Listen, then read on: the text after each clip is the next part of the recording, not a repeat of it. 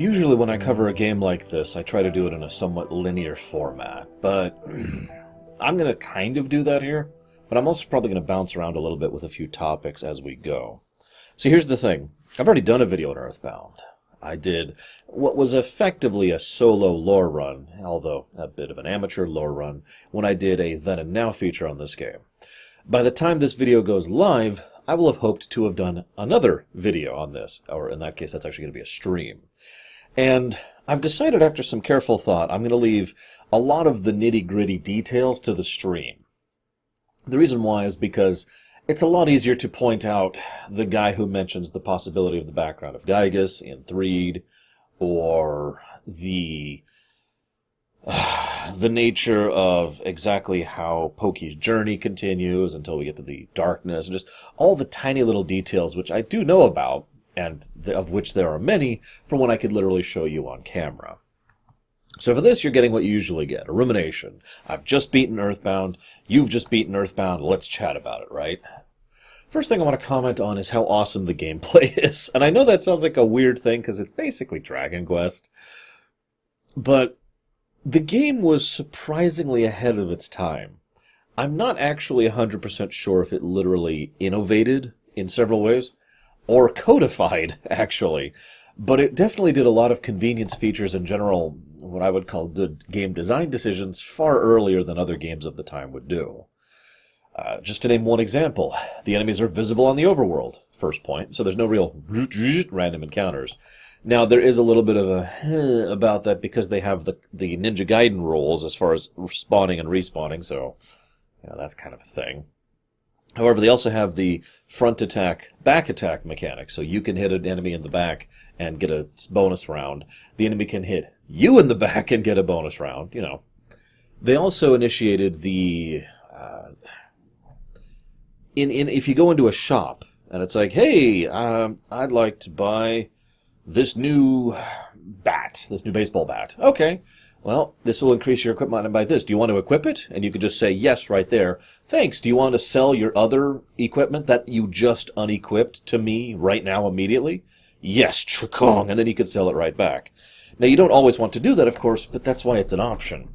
I know that sounds like a rather minor point, by the way, but that's the one that's always stuck in my head, is the fact that you can equip, unequip, and sell in the vendor menu. As I've said many, many, many, many, many times, Interface 101, the fewer clicks, the better. And there's a lot of that in this game. Did I mention you could play the game entirely left-handed, with only a couple of exceptions? Because the L button, and I believe the R button as well, serves as a shortcut A button. So, for example, you could walk up to a sign and hit A, and then hit check, or you could walk up to a sign and hit L, and then it just kind of smart checks. It's basically a hotkey. It's like, okay, I want to check or I want to talk to. Those are the two actions that it usually defaults to. And you can just move around with the left thing. Can't open up the menu that way, but it's surprising how ahead of its time it was in those things. But the one thing it did that was really unique, and I don't think I've ever seen another game do since then, is the rolling HP. Now, the rolling HP may seem like a gimmick, but at certain points, especially in the late game, it suddenly becomes an actual part of combat tactics. The way this works is anytime your HP is thing, the roller bars start rolling down at a fairly static rate. Now, if you manage to end the fight before they finish rolling down, then they will stop where they are.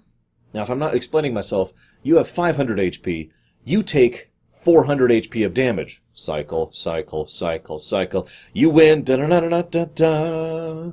And you won when you're at like 352 HP, so your HP stops there. Effectively, the rest of the damage didn't go through yet. This also means that this game is really good for low-level challenges, depending on how you set it up, especially if you abuse rock candy. Because this game allows you to effectively bank on that. Furthermore, if you get hit again while you're already dead, it doesn't cycle down faster, it's just still cycling down to zero. And the final point, and this is something I do all the time, even in a normal playthrough of this game, the game has like a stack, to use a Magic the Gathering terminology. And so, like, let's say your HP is ticking down and it's at like 10. It's very close to the end. And you are in the middle of attacking an enemy. So the stack is like resolve animation, resolve text. The ticker will keep going down to 0. But then there's it's actually a separate action for you to then be dead and for the match to win. So if you stagger it just right, and it's not always going to work, I don't even actually know the specifics that go into it. What happens is you get hit, you're very low in health, you kill the enemy, your health actually goes to 0, but then because you won, the you won stack happens before the you're dead stack. What happens is the HP literally will cycle right back up to 1, and you will survive the match, which is good because rezzing people is actually really irritating in this game. Just like it is in a Dragon Quest game, actually. This is basically an advanced Dragon Quest game with a interesting storytelling take. What's funny is I would actually say very strongly that Dragon Quest effect is definitely on display here. And I want to tell you a bit of a story, if you don't mind. I'll tell the story on the stream, too, in more detail, but also I'll give you the truncated version. I originally, when I got this game, when I purchased this game, it was actually pretty rare for me to buy a game before I rented it, because there's a rental store literally in walking distance, and it used to be my job to go rent games to help tell my friends what was worth picking up or not. But Earthbound sold me before there, and there were 3 big reasons why. First, I was really starting to appreciate my love of RPGs, all thanks to Final Fantasy IV, which, as I've mentioned many times, introduced me to the idea that a game can actually have a really awesome story in addition to being fun to play. Yeah, I know, kinda late, but it was the first one that I encountered. The second thing, so I'm really into RPGs. It was urban fantasy, which, again, I'm pretty sure has been done prior to Earthbound, but it was my first exposure to it. I had never seen a RPG set in 1990s America, right? And I was just looking at it like... In fact, if I'm being completely honest, I'm not sure I've seen one since, unless we're counting Mother 3, which we're not, because that's set in land. What? Nowhere Island? I mean, you know, implied to be a completely different planet than Earth, because I don't want to get into that. The point being, I've seen plenty of, like, urban fantasy things like Cyberpunk, for example, or like, I can't think of it now. The other one. I've played several of the games in the series. I can't think of it. Whatever. The other one that I can't think of. But most of those are futuristic. Most of those are, like, sci-fi-y with fantasy elements. This is just, like, everyday, modern, not future, not partial future, right now Earth, except it also happens to have monsters and magic and RPG stuff. And that was just, that just caught me in a way that very little else did, and arguably that's true to this very day. Which brings me to the third reason I was sold on this game. Humor. Now this is actually funny. If I had actually seen the adverts running for Earthbound here in the States, there's a pretty good chance I would not have been as enthralled. You know why? I don't actually like crude humor. I never have. So the whole, this stinks, this is gross, that whole thing wouldn't have appealed to me.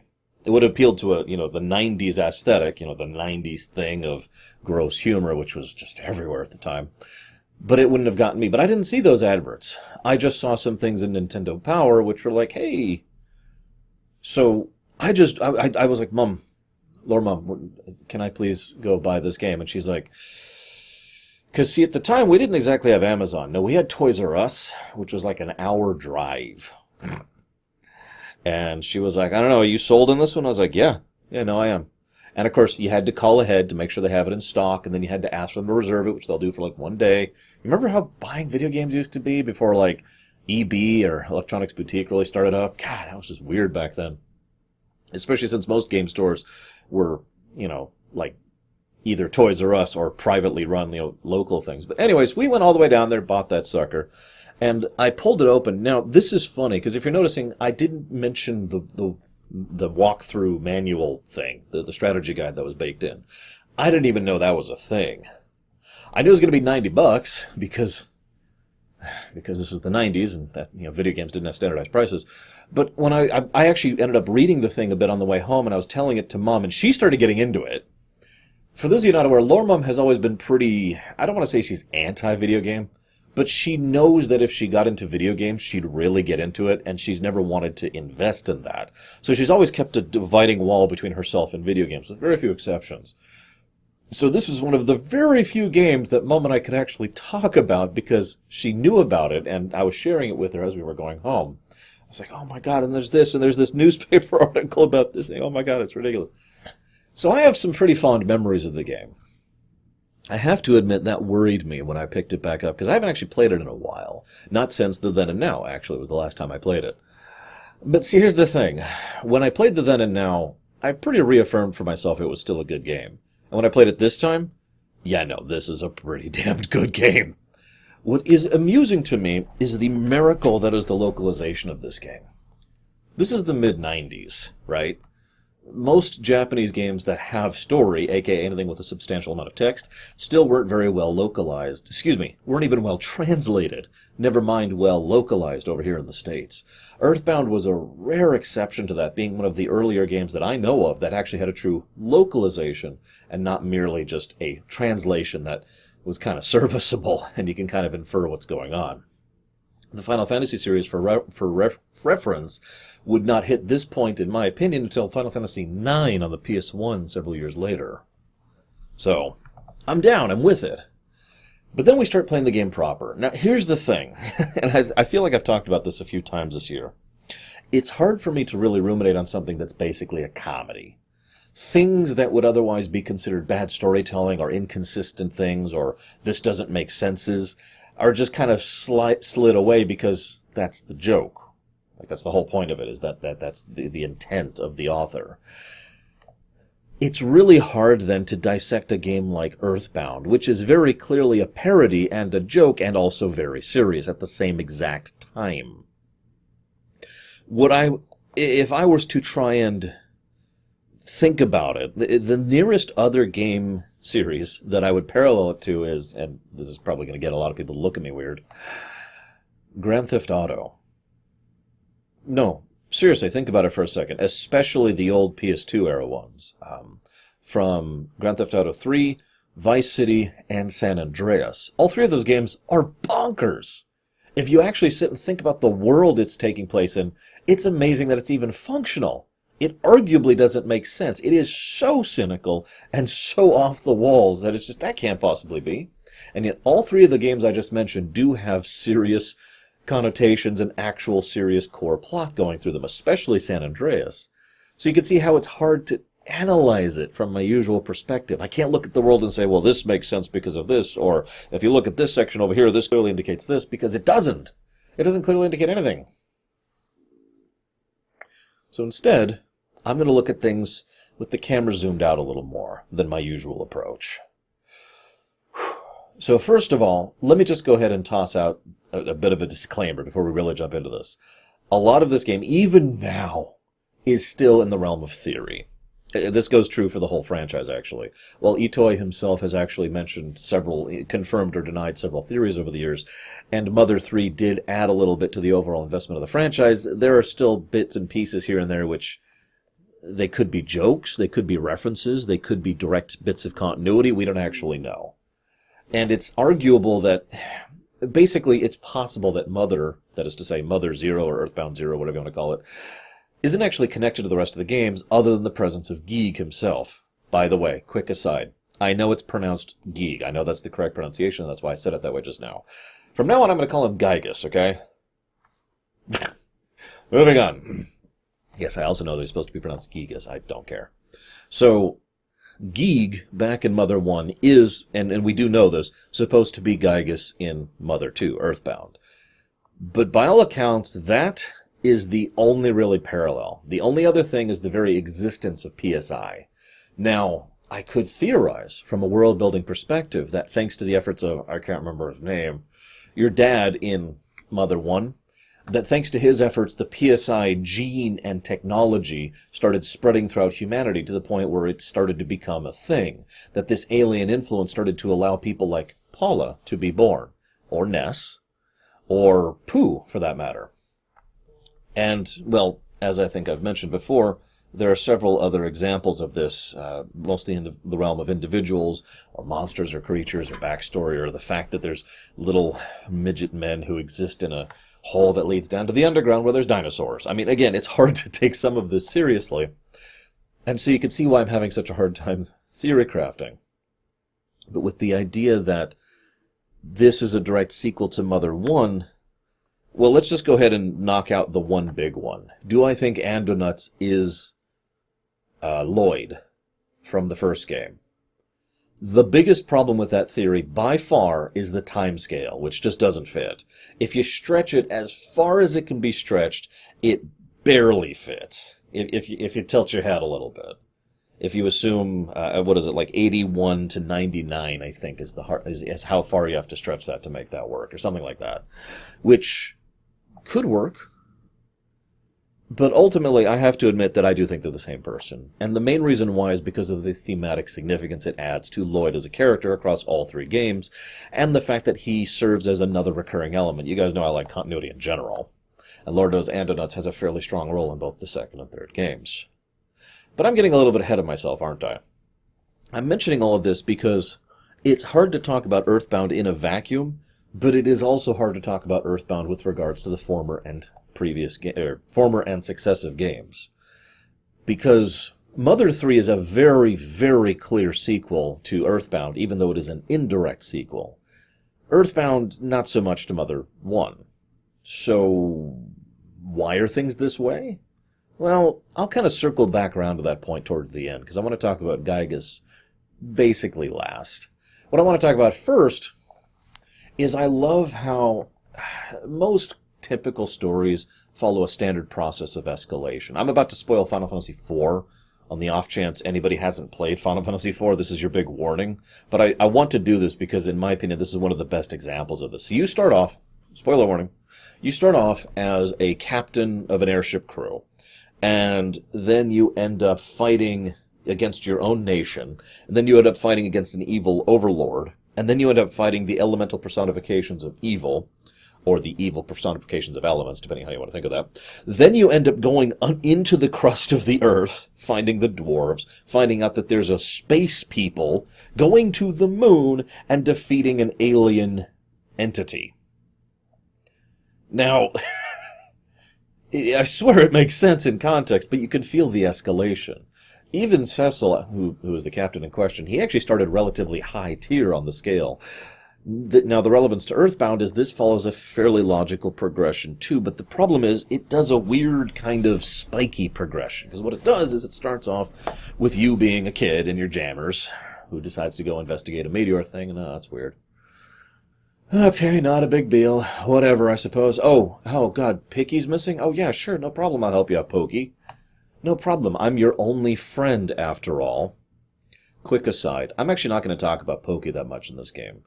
The main reason why is most of his characterization is actually in the sequel. So, I'll talk about him, but not that much. So, as Pokey's only friend, and the only person he can turn to, and there's no denying that he thought of us as his friend, Mother 3 reference. Anyways, we're going to go ahead. God, I've already just spoiled Mother 3, I just realized that. You see the problem I'm having here? We go find Picky, and the first thing that happens is we have a visitor from the future. Now, this is interesting in its own right, because as weird as this may sound, this is the one part of time travel that doesn't really line up the way it probably should. Every other instance of time travel other than the beginning of the game could easily slide in as Type 1 time travel, which is everything that has happened will always happen. Think of it this way. Here, give me one moment. Noises. Here's the timeline, right? So the idea is Giygas is back here. He has traveled back to the past to use this as his base of operations. And he is using a beacon as an antenna to spread basically just himself. The very nature of what he is at this point in time is effectively evil corruption. So, and that, of course, be the Mani Mani statue, which, if you're paying attention, shows up very early in the game, right after the meteor hits. I've actually heard a lot of theories that the Mani Mani statue actually came in on the meteor, or that the meteor impact itself was used as the, let's call it the target. The aiming reticule was aimed at the meteor landing spot so they can know when to send the Mani Mani statue into the future. Anyways, so Mani Mani's here, Giygas is back here in the past. So as he's sending his influence forward, and as the timeline, I know this is kind of hard to do, but as the timeline continues forward, the spokes between these two relative points stay the same, as I'm trying to demonstrate to you as we keep moving on the timeline. The relative distance, temporally speaking, between them stays the same, right? Now, this again makes sense if we think of this from a Type 1 time travel theory, if this is all one. The problem is, if this is Type 1 time travel, the only way this makes sense is if Buzz is lying. Because he says he comes from over here, let's say, where everything is devastation. All is devastation. Giygas has won, the world is ruined, the galaxy is in tatters. So there's only a couple ways to reconcile this. Either he's telling the truth and we didn't save the world, so everything's going to be doomed in the future. Don't care for that one, I'll admit. Or he's lying, which, as weird as this may sound, is actually a pretty practical theory. And in fact, to be completely honest, that is actually my theory, is that he is lying. Because my theory is that Buzz is basically from the alien world. He's one of them, basically. And he has come over specifically because he is someone who doesn't like what Giygas is doing and doesn't want it to continue. So, to me that makes a lot more sense. I'm not sure why he wouldn't just say that. But I suppose you could argue that if he tells you the world will be destroyed, I've already seen it unless you help me, it might add a little more weight to his argument.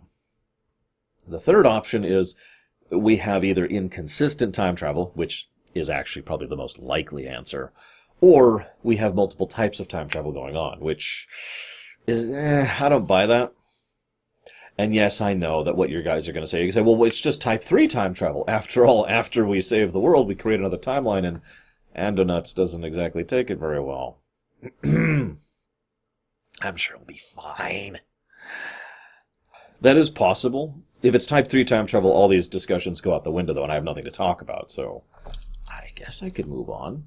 But my point is, to me, I think it makes more sense that Buzz is literally just one of the aliens who's a rebel, who is trying to stop Giygas and comes after us to help us to get started on our path, because he knows what the Apple of Enlightenment's already said. Remember, that's a relevant point that's not talked about as much as it should be. Although in the original Japanese translation, we do know the Apple of Enlightenment is in fact a machine and in the possession of Giyg.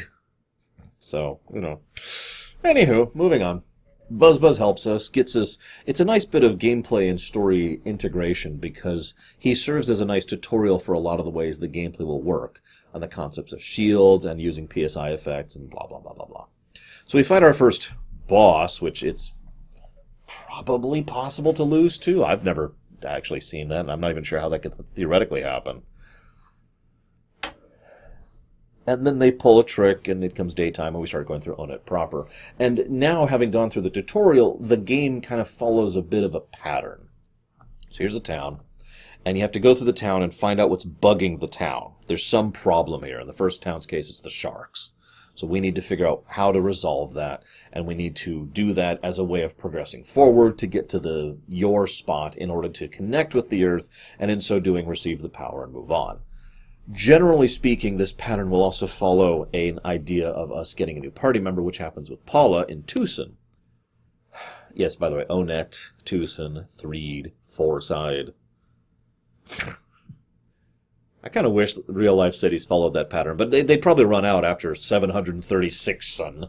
Anyways, after a while, it probably loses its appeal. All of the Onett adventures, I actually don't have much to say about them in specific, because there's so many details about Onett that are awesome and very well designed and amazing. It's where we find out that you should talk to NPCs multiple times, because they'll say different things. It's when we find out the nature of the different types of enemies we'll be fighting. It's when we learn how to buy items, equip items, loot, what chests are, how dungeons work. All of the usual stuff that you'd expect from a first chapter adventure. Going down to Tucson, well, that leads to some interesting stuff. By the way, on the way to Tucson, you're very likely to get mushroomed, which is also a bit of tutorialization. But again, I'll talk more about that during the stream. For here, what I want to talk about is Paula, because Paula is an interesting example. See, Paula is actually the problem of Tucson, the fact that she, and several others, are missing. And it's like, well, okay, how do we deal with that? Well, we could go talk to the local crime lord. That's a good idea. Now, what's funny is Everdred is apparently supposed to be pretty horrible in most variances of him, which I find interesting because by all accounts, he never does anything actually bad other than try to kill us. And I know that sounds weird, but my point is he is a universally positive assistant to the party, so it's okay, he dies. Anyway, that leads us to our first interaction with Apple Kid, who's going to be a recurring character, and of course takes us through the valley to the Happy Happy Village. Now, I want to point out, I'm stopping here for a moment to mention that so far the game is still relatively, what's the word I want to use? Grounded. It's still relatively grounded. I mean, yeah, we've fought policemen, but I mean, who hasn't, right? And we fought monsters and, a giant ant and all that, but it's still all relatively low tier. Once we get to the Happy Happy Village and we start finding out about things, this is the second reference to the Mani Mani statue, which, again, as I mentioned earlier, is an antenna for Giygas to, emit himself and the energies that he produces. I've often theorized that the Devil's Machine's secondary purpose is specifically to channel Giygas into the Mani Mani. Just a theory I've always had. So, as we're going through the Happy Happy Village and as we're doing our stuff, we encounter Pokey again. Now, there's a scene which I have heard multiple interpretations and translations of. When I stream it, I'm going to go ahead and pull out the book, because I do actually own Legends of Localization Earthbound, which I highly recommend, by the way. And even if you don't want to buy it, look up Legends of Localization, just online. He's got a whole site with tons of fascinating info about Earthbound, Final Fantasy IV, and Zelda 1 are the three big ones he has as of this moment. I think he's currently working on Seiken Densetsu 1 as another one. Anyways, so...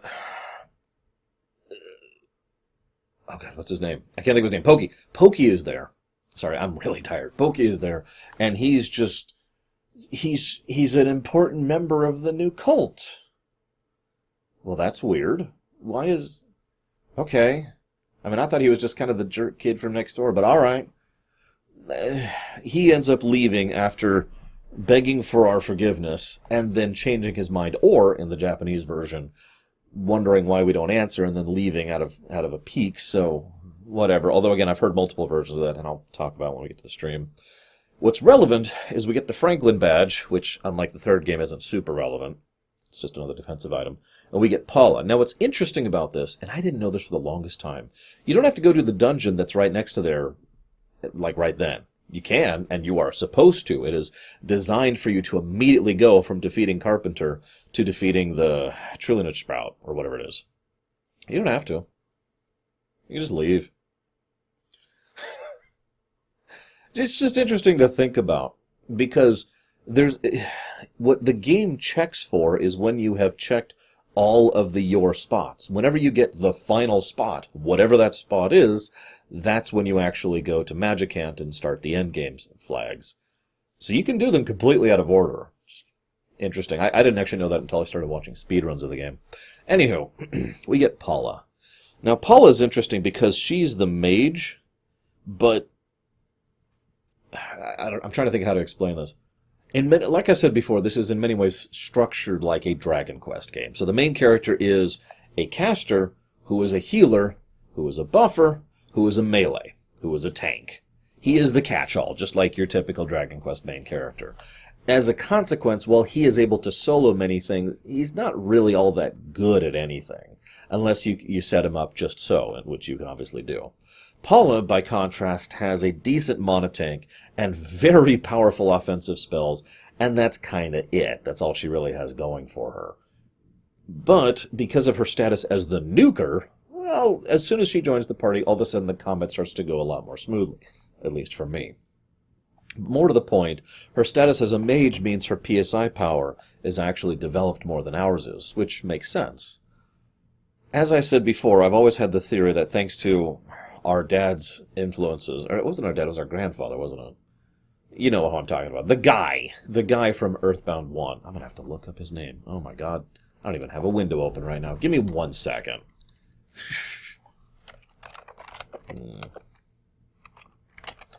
Let's see if I could find his name. Just give me 1 second, please. George! There we go. See, I knew I could find it. I know it was a banal name, too. Because I've always theorized that because of the influences of George and his spreading the PSI gene or tech or magic, however you want to think of it, to the Earth, this is why people like Paula manifest. It also, in typical X-Men fashion, means some people manifest more than others.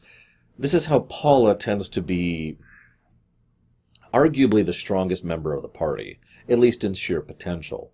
Ignoring the obvious fact that she can whatever's in her way, she also can talk to each other just in her head, even if she's never met that person before.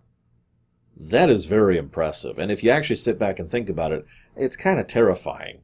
This is someone who is a straight-up Jean Grey, except more so. Like, this is Phoenix level, well, sub-Phoenix level Jean Grey we're talking about here. Anyways, Paula joins the party. You notice I'm not talking about the characters all that much? The characters have a weird tendency to only get characterization when they're not in the party. Like, as soon as Paula joins, she has, there's 2, I think, additional scenes of dialogue for her, and that's kind of it. One is when she's kidnapped, so she's out of the party, and one is when we're captured and she's talking to Jeff, which, speaking of which, that leads us to Threed. Now, the game does a lot of guided storytelling. There's a very natural flow to it, which is one of the aspects I like about it gameplay design-wise. As I mentioned before, there's plenty of times when you can sequence break or do things out of order just because you decide to explore or whatever.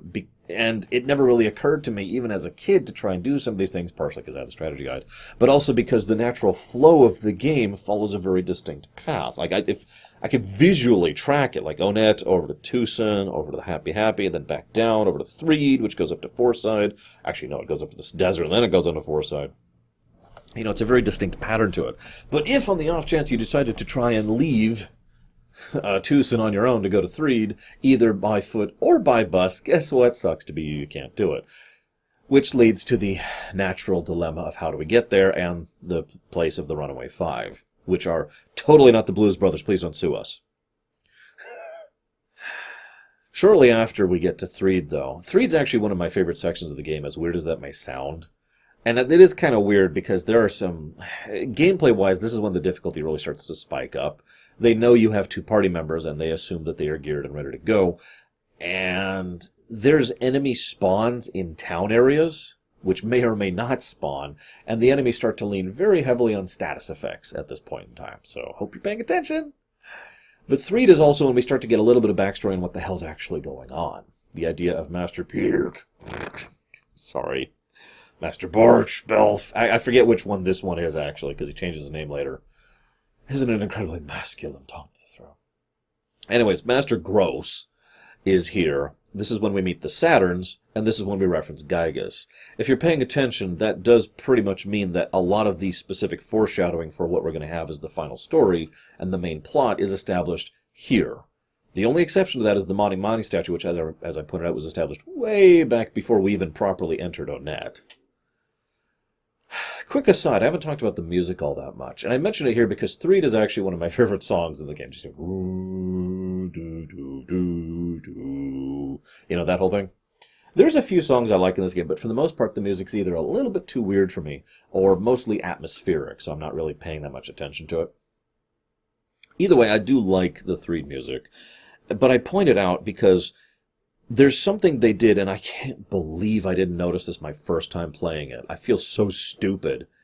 Anytime a story-significant event happens, there's this little do-do-do-do-do that plays in the background to kind of call your attention to it.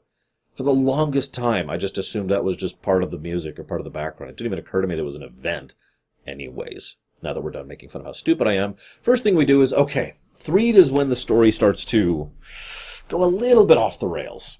I mentioned how both Onett and Tucson are very down-to-earth. Threed is not.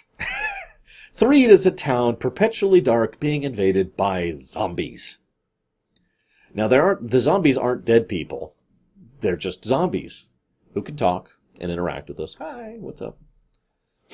Don't go to heaven. I know that's actually someone later. This is also a town when we start to encounter things like a tent, a circus tent, that attacks us. And, as I mentioned earlier, the Mr. Saturns, which are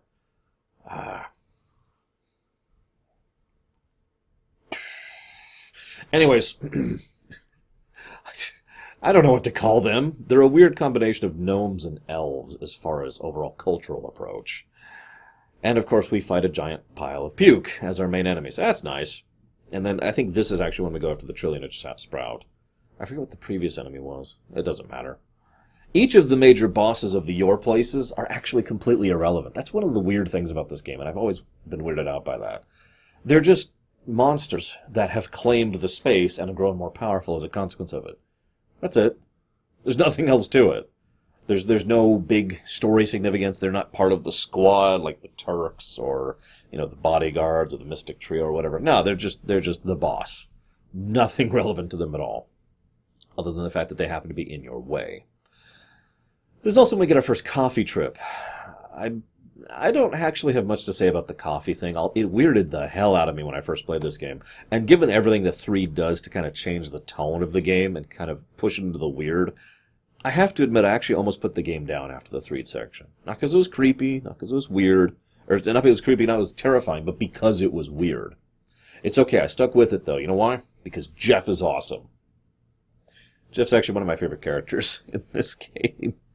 And he's definitely my favorite party member, ignoring the fact that he is easily the best party member because he has so many gadgets for everything, like the slime generator machine, which works on virtually anything in the game, or the neuralizer, which always gets rid of shield without fail, or of course the most important point of all, the bottle rockets, which is the most DPS you can do in the game, I believe. I could be wrong about that, but my strategy for most bosses, basically Fourside onwards, is bottle rocket, bottle rocket, bottle rocket. But I also kind of like Jeff because he's strangely honest for someone who is supposed to be a stereotypical geek. And his song is my favorite part of the Dwayne and Brando bit. But anyways, you notice I didn't mention much about Winters. I don't have much to say about Winters. I mean, we have the Tessie watching, we have Tony, who's awesome, we have Brick Road, who's weird. You'll notice, again, the weird theme just kind of keeps coming in Threed. This is actually interesting in its own right, because as soon as we leave Threed, we have what's basically a very brief foray into additional weird as we cross the desert. There's a lot of stuff to do in the desert that is 100% optional, because all you have to do is cross the desert. Once you're on the other side, you're done. You can go on to Fourside. Fourside brings things all the way back down to the mundane level, in a good way. It's like, hey, we're back into the city, and it makes sense. I mean, Threed was this big, haunted town. Now we're in the big city, and we're talking, and there's business, and, there's this local gang wars that's going on. Not gang wars, the mafia thing going on with Mr. Monopoly, and just all this fun stuff, right? And then Paula gets kidnapped. Can I just say that the first time I played this game, that sucked, because she was my DPS the first time through. In fact, the reason I discovered how effective bottle rockets are is because I was trying to figure out what the hell to do in the absence of Paula. Lots of cool stuff happens in Fourside. I'm skipping over the details, because the relevant point is it brings the narrative all the way back down to something understandable, right up until you hit Moonside. What is it? Yaklamine and Utsmide or something like that. I forget the exact way to pronounce it, but yeah, Moonside, yay! Now this is interesting for several reasons. First of all, we see that the Mani Mani statue is here. We understand that it has been directly leaving visions and messages to Monopoly and draining his essence. Well, not draining, but basically turning him into a frail old man, which is funny because the same thing happens to Pokey later.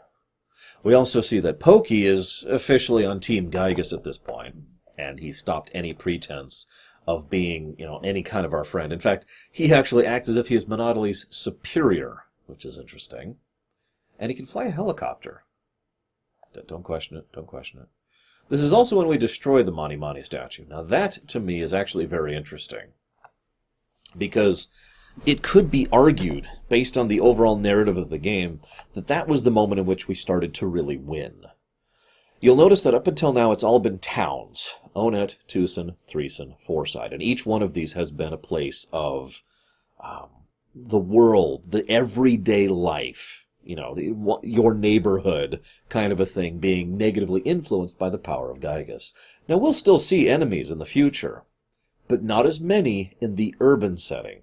Think about the areas we go to next. We have Dalam, we have Summers, which is a town. then Scaraba, which is mostly a desert, then the deep darkness, then the underground, and the fire cave, and then the cave of the past, not counting Onett.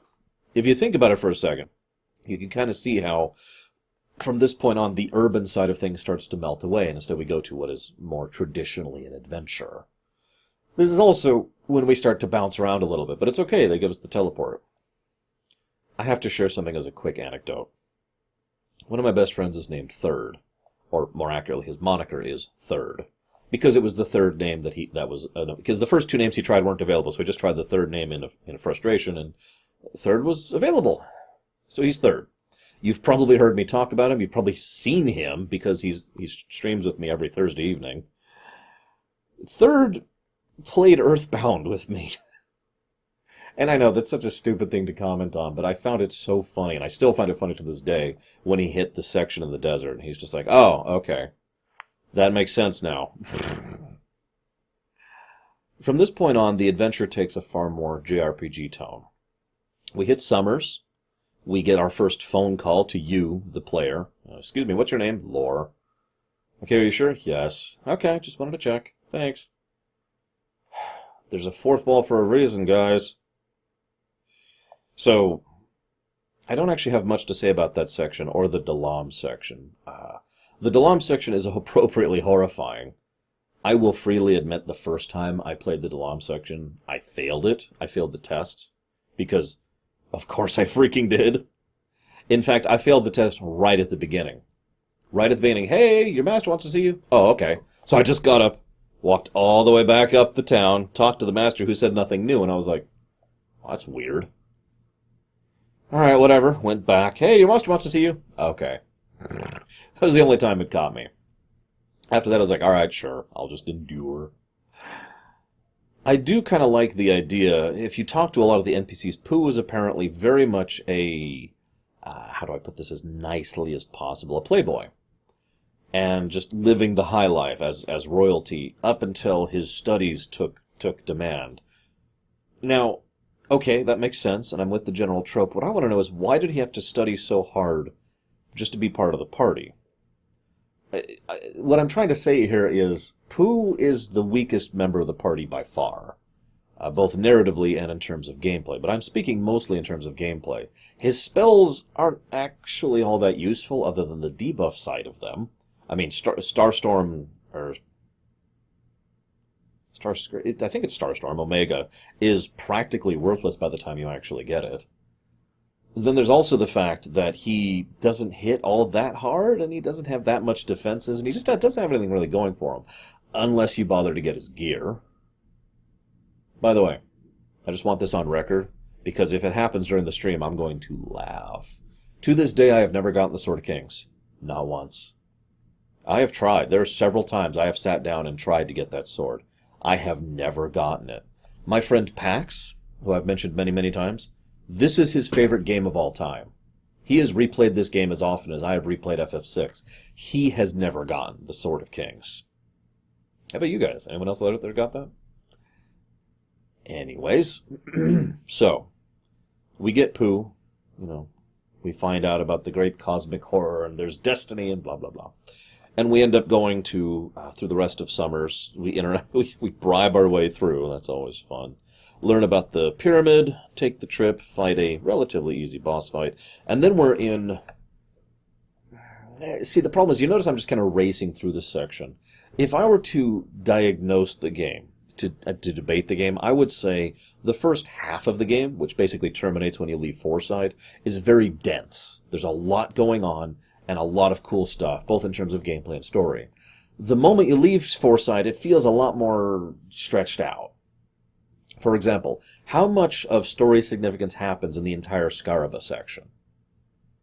I'll just go ahead and tell you, the only thing that happens of story significance is we find out that the ancient people in the pyramids had some inkling of what was going on with Giygas being in the past, and left a message for us for the future. And that's basically it. I mean, you could say Pooh shows back up and there's the brick road thing, but that is kind of it. There's nothing else. And that's for an entire section, which is a town, an overworld area, and a dungeon. Excuse me, 2 dungeons. Oh yeah, I should probably mention that as much as I like the brick road concept, I really hate the music in there. I know that's the point. I don't care. I hate that song. I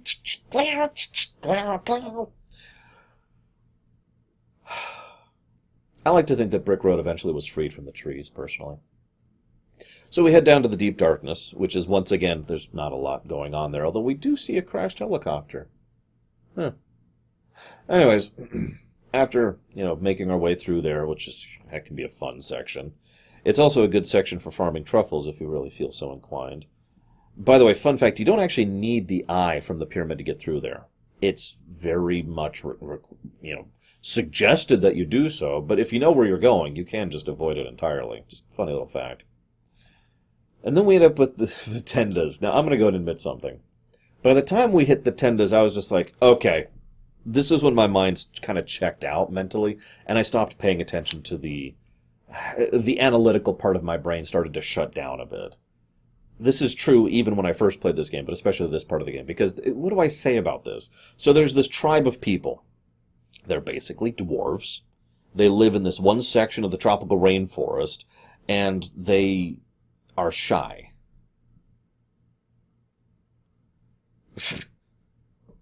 You can see what I mean by drifting into the parody realm. I also have to admit something. Right around this point, actually before this point, you go back to Winters. Again, you can do it at any time, but you really should do all of the other sites before you go into the underground, because the fire cave is, it's irritating as hell getting out of the fire cave and going back to the overworld. So, you go back to Winters and you go, because all the people are kidnapped, right? This is part of that whole thing. And the kidnapping is interesting because it doesn't actually add anything to the plot other than something incredibly crucial. If not for the kidnapping, Apple Kid and Andonuts would never actually have met and then started coordinating the way they do. And this is another reason why I mentioned the whole Type 1 time travel thing, aka everything, was always going to happen in the same way. Because the idea here, thematically, is that Giygas and his minions, through their actions, effectively push the method of their own defeat onto the heroes. This is actually true in several points of the game, if I might be so bold. Because one of the major points of the game is the difference between a team and an individual. I'll come back to that point. So, we go save Andonuts, we go save Apple Kid, we go back through Winters. But I wanted to talk about that base, because that's where you get the Sword of Kings, but it's also where I stopped playing the game for a while. And for the longest time, I felt embarrassed by that. You know how it is, right? You're a guy. You're not supposed to be scared of things or freaked out by things. But I frickin' was. When I first played that, granted I was a teenager at this point, but when I first played through that base, the really weird pulsing lights and the horrifying music just kinda got to me. And I put the game down for a while. It's funny to think of the things that used to get to me. FF4 actually had an influence on me once with Dr. Luge, believe it or not. Anyways, I wanted to bring that up, though, because for the longest time I thought it was just me because I was a pansy. I have since found out that basically every one of my friends who played the game back in the day had the exact same reaction at the exact same spot. Pax played it with the sound off when he first went through there, because it was the only way he could take it. It doesn't help that the enemies in there are actually pretty mean. I bring this up because I'm curious how many of you guys out there had a similar reaction. No shame. And again, I'm not expecting anyone. It's just I'm really curious. Anyways, all of that resolved, we head to the underworld. Okay. Dinosaurs. Sure. Whatever. I'm with it. And we're going to go ahead and go... I completely skipped over the part where we go into the clouds in Dalam, or we go after the sewers, because again, the Your Sanctuary spots don't really matter, except for being dungeons. Speaking of which, we go through the fire cave to do the final dungeon. And the moment you get the final Your spot, you go into Magicant. Now, I'm going to go and get back into theory crafting for a second here. One of the things I've always held as a theory, and this has only been reinforced after Mother 3 and talking to other people, is the idea that Magicant is more of a term rather than a name. Like, it's not a proper noun, in other words. It's like saying dreamscape. In other words, anybody can enter their own Magicant if the right circumstances exist. Now, obviously, it's a very rare thing to do, but you get the general gist of the idea. And again, to me, this feels like something that kind of was a byproduct of all of George's meddling back in the day. So we enter Ness's Magicant, where we're naked. Oh my god! Oh wait, no, this is the English version. We're not naked. Okay, we're cool. We're cool. It's okay. Being naked means purity in Japan. That's the whole point of that.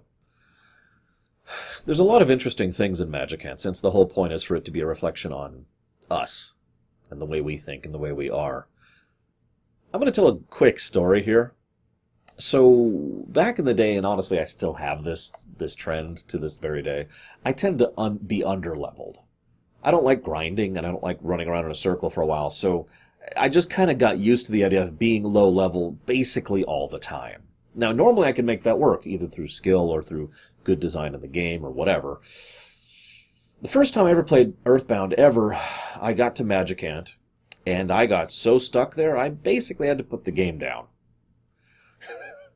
and start over. Because I was so stuck, I couldn't kill anything in the Magicant combat area, and that meant I couldn't level. I was effectively soft-locked. And yeah, I know you could get courage. It didn't help. Anyways, I still have bad memories of Magicant to this day about that. If you actually properly level, if you're like 40-ish, 50-ish by the time you get there, it's not an issue. But anyways, what I really want to talk about with regards to the Magicant thing is, obviously it's a dive into your own mind. But I want to talk about the connection with the your spaces and why I feel that's relevant. It is my opinion, foolish though it may sound, that each of the your spaces across the world was something that was crafted. In fact, I would go so far as to say in my theory crafting that George himself probably personally ran around and did this. If he didn't, Nintendo probably did. The idea being each of these spots was designed to be, let's call it what it is, a ley line. Something that taps into the newly burgeoning PSI power that is now part of the Earth as a whole. So, this new power, this new influence is now being drawn to this local nexus spot, which causes issues, as is seen in basically all of them, but also allows one to activate certain parts of one's own potential that one otherwise wouldn't have.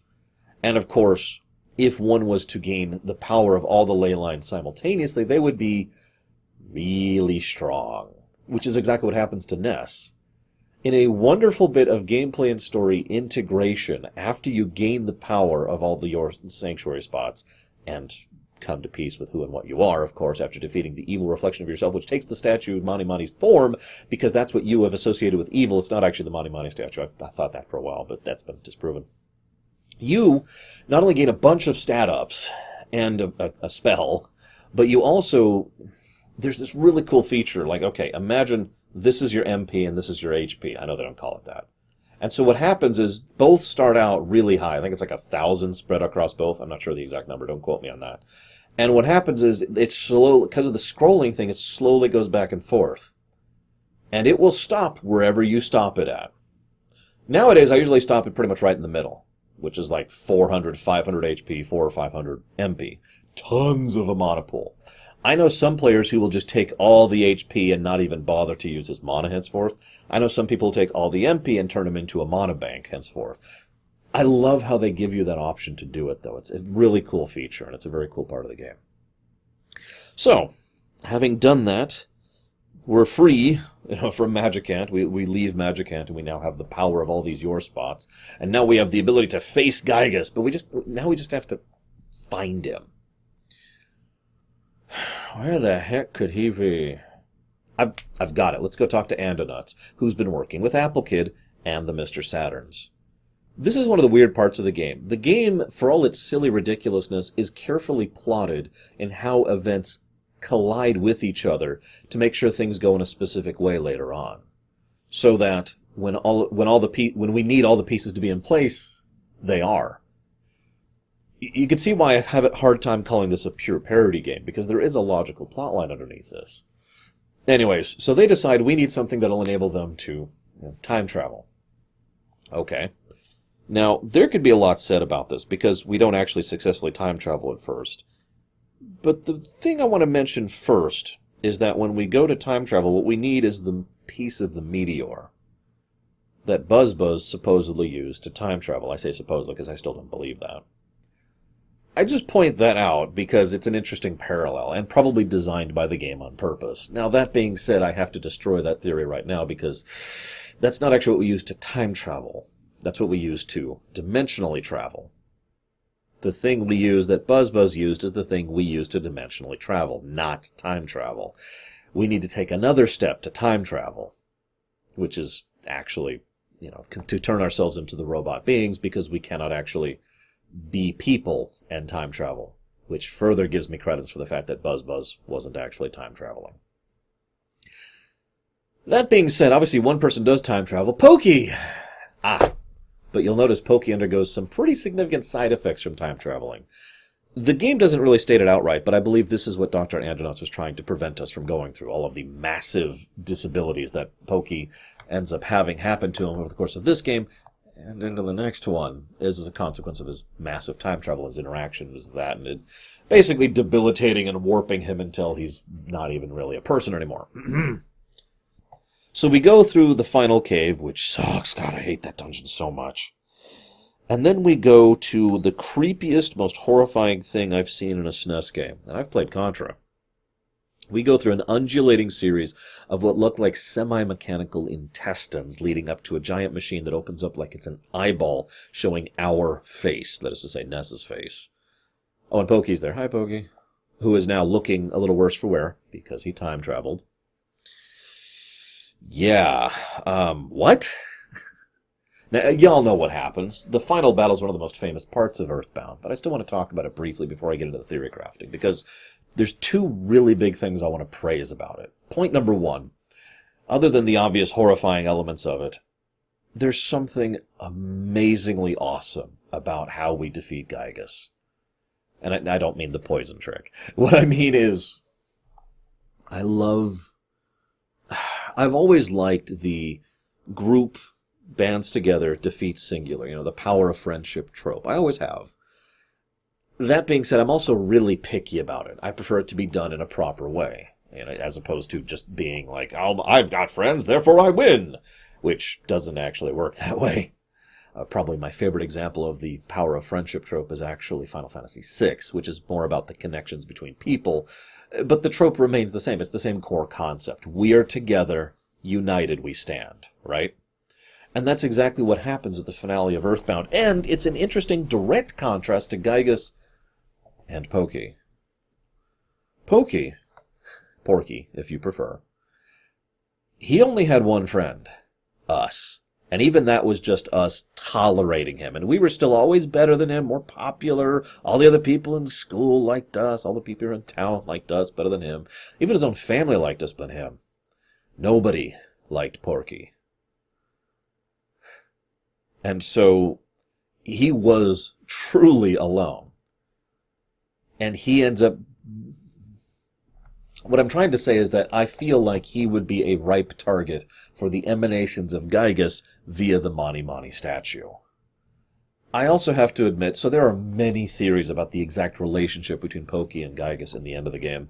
I'm going to go and give mine, because my big theory is that Pokey is, I'd say in charge at this point, but it's hard to use that word, that terminology, because what is he in charge of exactly? I guess in charge of the alien invasion, acting as the main commander of Giygas, but he's the only one actually doing anything. Because Giygas is gone at this point. There is no Giygas. There's just a entity that has been destroyed by its own power. Oh yeah, real quick. No, it's not a fetus. Let's just make that really clear. Of all the theories I've heard, the one I like most is the turn it upside down theory. On the off chance you haven't heard that, Giygas' image turned upside down looks a hell of a lot like a distorted version of Geeg from the first game. Like, a lot like it. Anyways, so, we are not alone. Forgive me for quoting FF9. Unlike Pokey, who has no one, who is only existing by maintaining some kind of toxic connection between an eldritch horror that doesn't even really exist in the traditional sense anymore, we have each other, and more to the point, everyone else. Now, I'm not going to go into the time shenanigans here, but what I love is that we pray to all, and I know that sounds strange. I'm not a particularly religious person, but I've always said that praying doesn't actually have a religious connotation. Well, it doesn't necessarily mean something religious. You know what I mean? You don't have to be praying to a god. You can just pray, just please let something happen. God, just, crossing your fingers. And that's how I've always kind of interpreted this. We pray, and all of a sudden, they think of Ness and his friends, and they oh my gosh, I just thought of Jeff. I hope he's okay. And he starts praying, and then, oh God, I thought of Paula. Is she going to be all right? And he starts praying. And what happens is all of the people whose lives we've touched throughout the course of the game, even some of our enemies, all reach out and just start praying for us. And the implication here is that thanks to our direct pipeline to the planet, thanks to the ley lines, those ley lines pump all of that energy and all of that... No, energy is the wrong word. Pump all of that sensation. Still the wrong word. Let's just go with the core word, emotion. It pumps all of that emotion back to us because that's what destroys Giygas, just like the first time. Here's the thing. We don't all pray and then get a spirit beam and blast him in the face. What we do is we overwhelm him with emotions that he can no longer process. Giygas literally cessates as by virtue of not being able to cognate what is being done to it at that point in time. The very concepts of love and hope and connections are things that were alien to Giyg back in the first game. Remember? That's how we beat Giyg in the first game. Now that there's nothing left but this power with barely a mind attached, now it can't even begin to process it. It's like trying to flay... It doesn't work. So Giygas effectively destroys itself by virtue of cessating or dissipating into cessation. This is, of course, when Pokey pieces out, and we'll see him later. And we end up getting drawn back into the same timeline. But I haven't talked about this core point. And I know this is going to sound so cheesy and stupid, but I really like how they make it the name that you can put in, that you're supposed to put in your name for, lore, praise, lore, praise, lore, praise, and then just bam, bam, bam. I'm pretty sure I wasn't the only kid who was actually like, oh God, come on, as I sat there playing a video game on my living room floor, right? Tell me I wasn't the only kid doing that. I mean, I was a teenager by the time, but, kid. Hell, I do that to this day. It was a very powerful moment. And it was probably one of the first times I'd ever seen that kind of meta take on a game as well. So that's another reason Earthbound stuck out for me.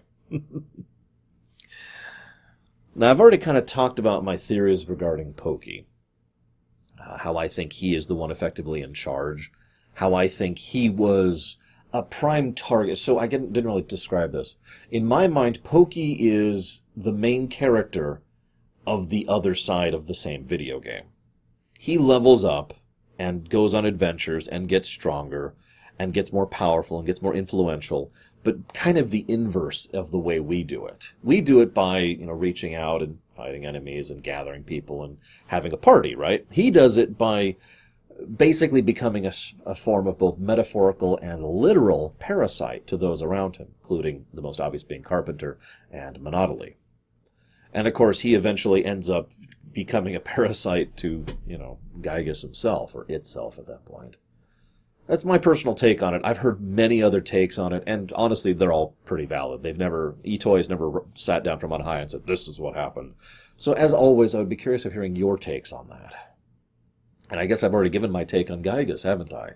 That it used to be Giyg, and that his power, his PSI power grew and grew and grew beyond his ability to control it, to the point where he had to be put into a special machine just to maintain any level of coherence. And that his mind and his being and his sense of self were utterly destroyed by nothing more than his own power, a true eldritch abomination. Can I just say I really love playable endings? They're not actually all that common.